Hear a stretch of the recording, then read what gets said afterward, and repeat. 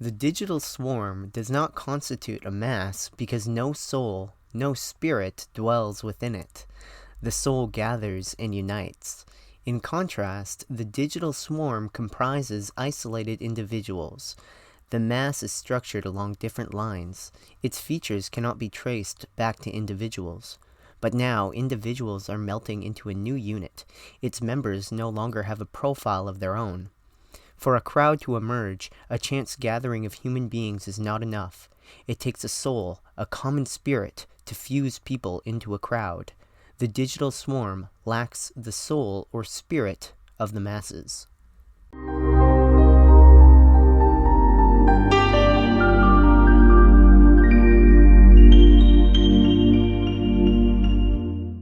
The 19th century sociologist Gustave Le Bon defined modernity as the age of crowds. These crowds formed labor unions, syndicates, and political parties. They engaged in mass protests and demonstrations. In modernity, the divine right of kings was replaced by the divine right of the masses. But according to Byung-Chul Han, with the advent of digital media, the age of crowds has been overtaken by the age of the digital swarm.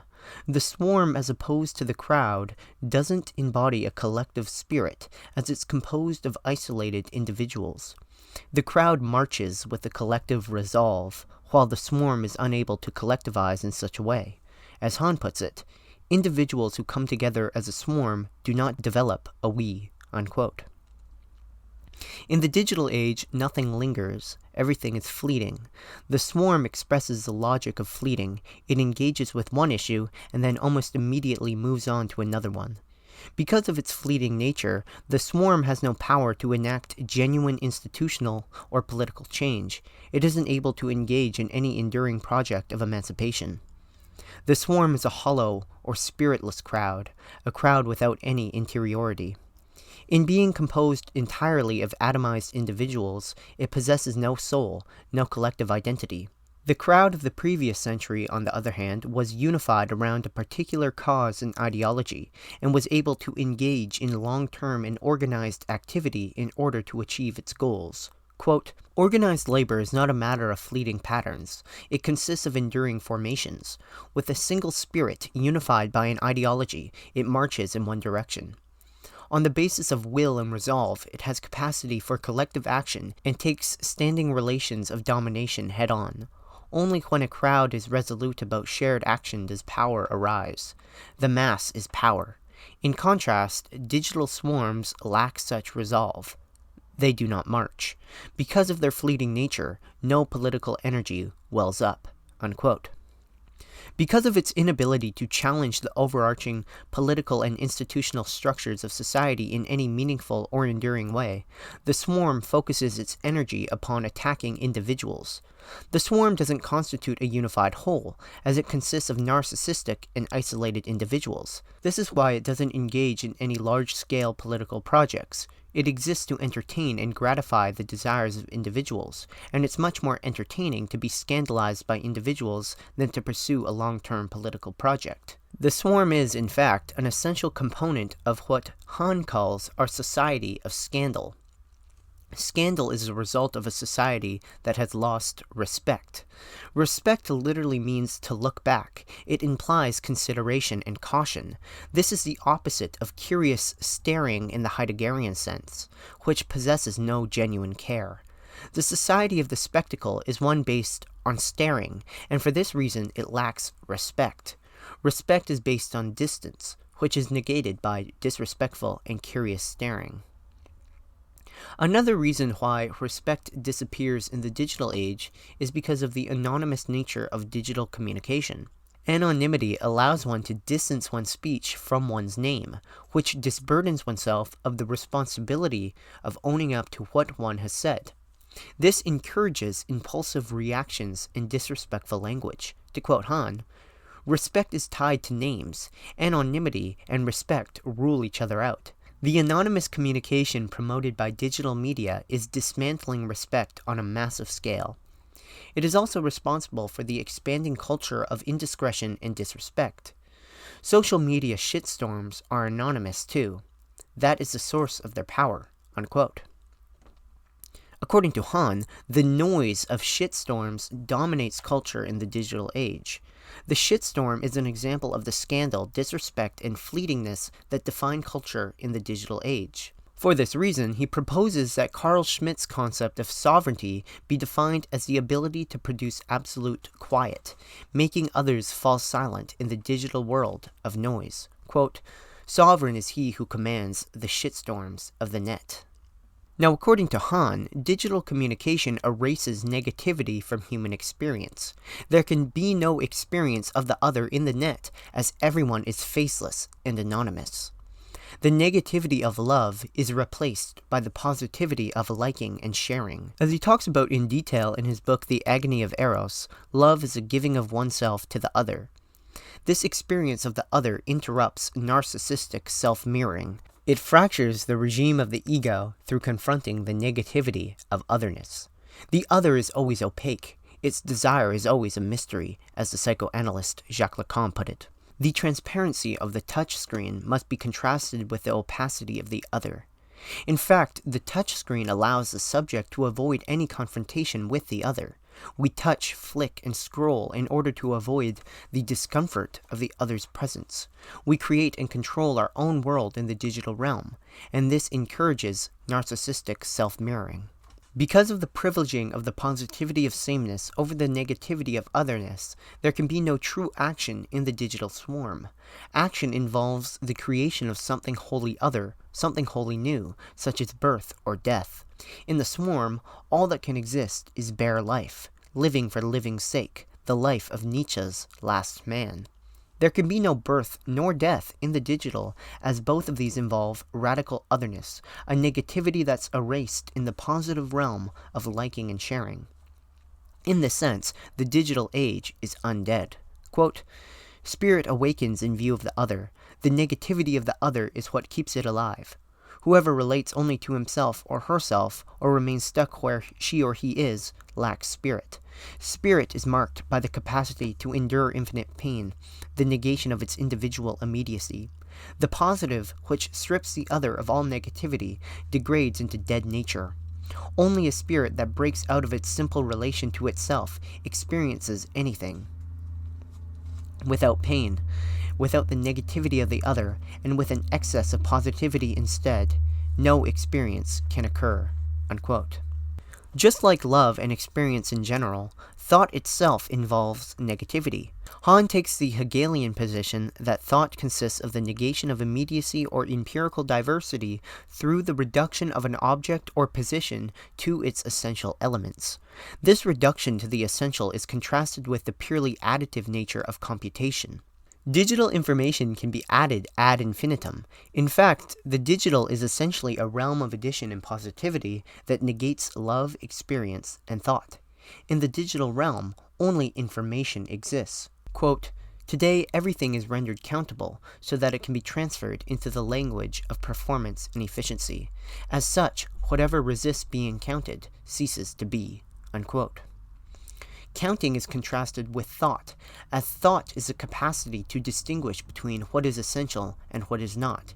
It's inherently selective. Counting involves information, while thought searches for truth. Quote, "Information is cumulative and additive, whereas truth is exclusive and selective." Unquote. According to Han, the increase in information in the digital age has had negative effects on our ability to think. There is, in fact, a psychic illness known as information fatigue syndrome that was only discovered in the 1990s. This illness typically affects people whose jobs involve processing large quantities of information, and one of its main symptoms is a deterioration of one's ability to reason. Too much information weakens thought. It degrades one's analytic abilities. When there is too much information, it becomes deformative as opposed to informative. And not only does information overflow weaken thought, but it also has a desensitizing effect. Nothing remains interesting or impactful anymore. With direct and immediate access to millions of videos and images consisting of everything from TikToks to hardcore pornography, nothing stands out as unique. The digital landscape is flat. Even disgusting images have lost their shock value. This decreased sensitivity only augments the consumption of information and the constant striving for novelty. And this is precisely why journalists are becoming unnecessary. They are simply limitations to the immediate consumption of information. Journalists are inherently mediating, while the temporality of the digital realm is the immediate present. There is no longer the need or desire for representation in the age of presence. In fact, writing itself is incompatible with digital communication. Writing is a singular and exclusive activity, while digital communication is additive. Quote, "Writing is a lonesome expedition. It sets out for the unknown, where no one has gone before. In this, it is like taking action or thinking, in the strong sense of the word. Thought for Heidegger means setting out alone, off the beaten track. The beat of the wing of Eros touches him every time he takes a substantial step and ventures onto untrodden paths. In fact, the call to make writing transparent amounts to abolishing it. Writing is an exclusive activity. In contrast, collective and transparent writing is merely additive. It has no capacity to bring forth the wholly other, the singular." Unquote.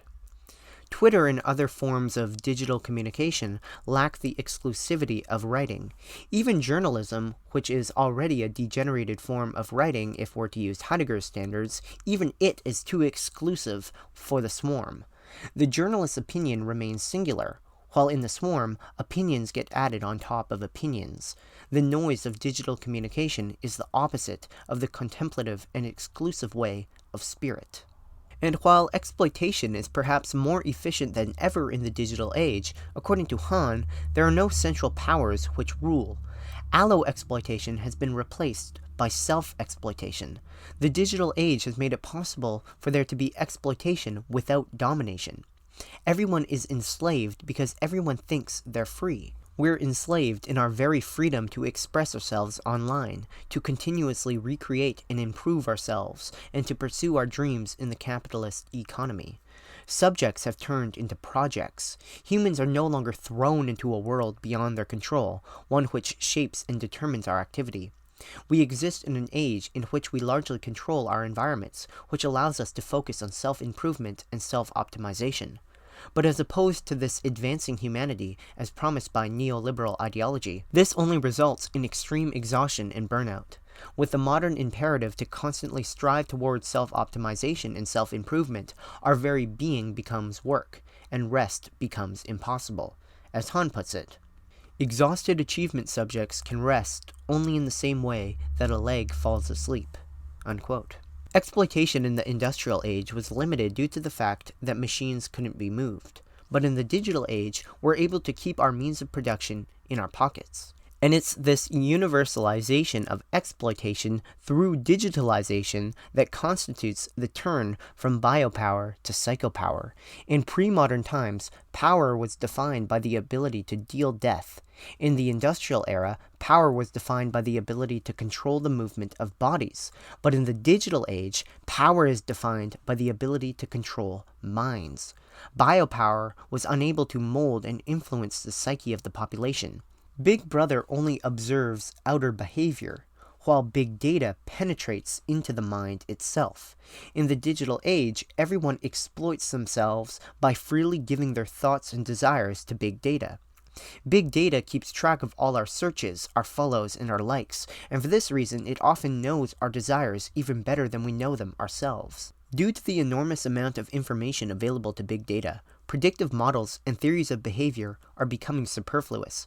With enough data, computers simply need to analyze it to predict the future. This leads to the analysis of correlation, replacing the investigation into causation. Quote, "Why is an idle question in view of simple fact. That's how it is." Unquote. What is being tracked by big data is the digital unconscious. Psychopower manipulates and controls minds based on its knowledge of the digital unconscious. This manipulation doesn't occur from the outside, but within our very minds, with our belief in our freedom remaining intact. And that's the end of the video. Thank you so much for watching. Please remember to like this video and subscribe to the channel if you enjoy our content. If you would like to support the channel, please consider becoming a patron or a YouTube member. That's all I've got for today. Thank you again for watching, and may God bless you all.